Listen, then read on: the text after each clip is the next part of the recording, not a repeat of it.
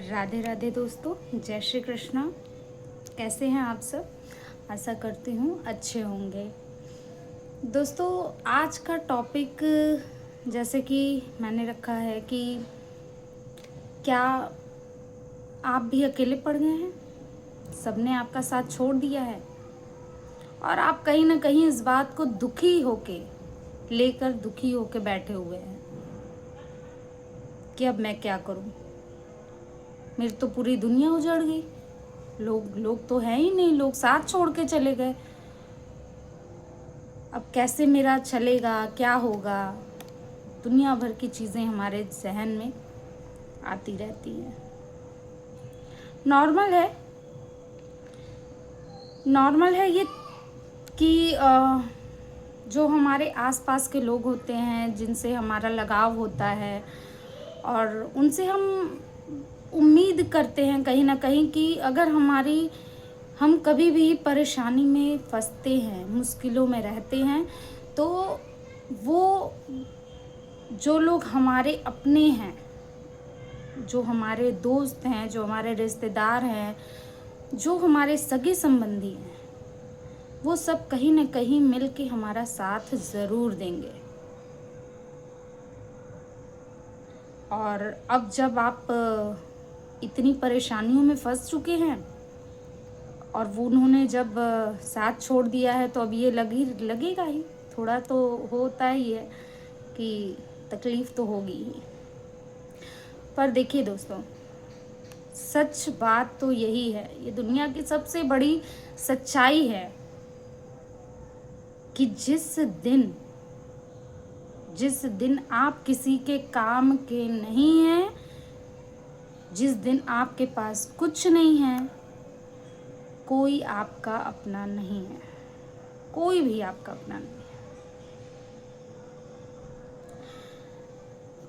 इसलिए किसी से उम्मीद मत करिए, किसी से उम्मीद मत करिए। अगर आपको उम्मीद लगानी है, आपको उम्मीद करनी है, तो वो स्वयं से करिए, क्योंकि एकमात्र आप ही वो व्यक्ति हैं जो आप अपनी ज़िंदगी को बदल सकते हैं, दूसरा कोई नहीं है।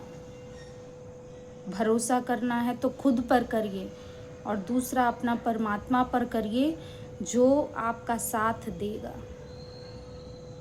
परेशानी उन्होंने ही दी है और जब वो परेशानी दिए हैं तो आपका साथ भी अवश्य देंगे, आपका साथ भी ज़रूर देंगे।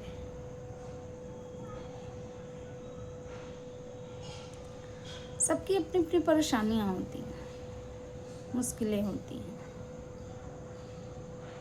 हाँ, बोलना बहुत आसान होता है कि ऐसे है वैसे है, पर जिसके ऊपर बीतता है ना, वो उसका दर्द समझता है।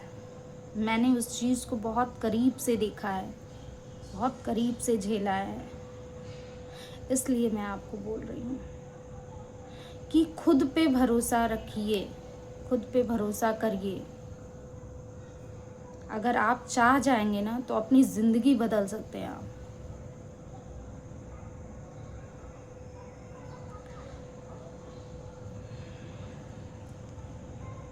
देखिए,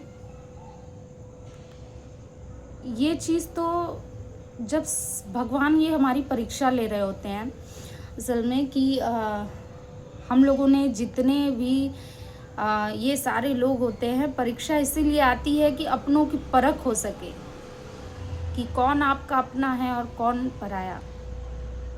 इस दुख की घड़ी में आपके साथ कौन खड़ा है आपका। परीक्षा इसीलिए होती है।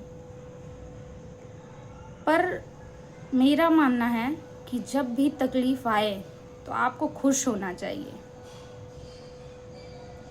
खुश हो जाइए।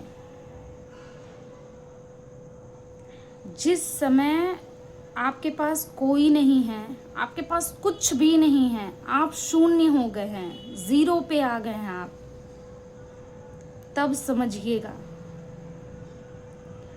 समझिएगा कि भगवान आपका साथ देने के लिए तैयार हैं और वो आपका साथ हैं। वो उनकी दृष्टि आप पे पड़ रही है, क्योंकि भागवत में लिखा है कि भगवान जब किसी पे अपनी दया दृष्टि करने वाले होते हैं, जब वो अपने भक्त को देखते हैं, तो वो उसका सब चीज़ पहले समाप्त कर देते हैं। आसपास के लोगों को सबको आपसे दूर कर देंगे, धन सारे जितने भी हैं वो नष्ट हो जाएंगे, सारी चीज़ें ऐसा लगेगा कि क्या ही हो गया, अब कोई नहीं है। क्योंकि देखिए, सारे लोगों को जब वो ख़त्म करते हैं ना, तो वो आपका मोह जो होता है, लगाव जो लोगों से होता है ना, वो मोह ख़त्म करते हैं। और जब आपका धन दौलत ख़त्म होता है तो वो माया ख़त्म करते हैं। और जब मोह और माया ख़त्म होता है,